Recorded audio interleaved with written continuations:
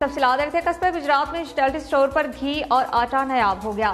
لوگ مہنگے داموں چکی اور دکانوں سے آٹا خریدنے پر مجبور ہیں، جبکہ اسٹور کیپر کا گاہکوں کے ساتھ بھی ناروا سلوک۔ یوٹیلٹی اسٹور سے آٹا اور گھی دوسرے دکانداروں کو فروخت کیا جانے لگا۔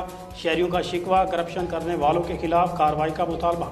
قصبہ گجرات سے سعید احمد کی رپورٹ۔ قصبہ گجرات میں غریب عوام کو یوٹیلٹی اسٹور سے ریلیف فراہم نہیں کیا جا رہا۔ روزمرہ کی اشیاء بھی مہنگے داموں ملنے لگی، جبکہ اسٹور کیپر حمید بابا نے اپنے موقف میں کہا ہے کہ گھی اور آٹا یوٹیلٹی اسٹور کو نہیں مل رہا اور لوگ چکی سے آٹا خریدیں، جبکہ شہریوں نے اسٹور کیپر پر الزام عائد کیا ہے کہ آٹا اور گھی دوسرے دکانداروں کو سپلائی کرتا ہے اور احساس راشن کے اکاؤنٹ سے بھی اس نے بڑے بڑے گھپلے کیے ہیں۔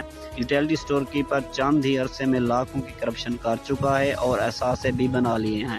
اہل علاقہ نے اسٹور کیپر حمید کو ہٹانے کا مطالبہ کر دیا ہے۔ اسسٹنٹ کمشنر مظفر گڑھ اور اعلیٰ افسران سے فوری نوٹس لینے کا بھی مطالبہ کیا ہے۔ بھارت میں حضور پاک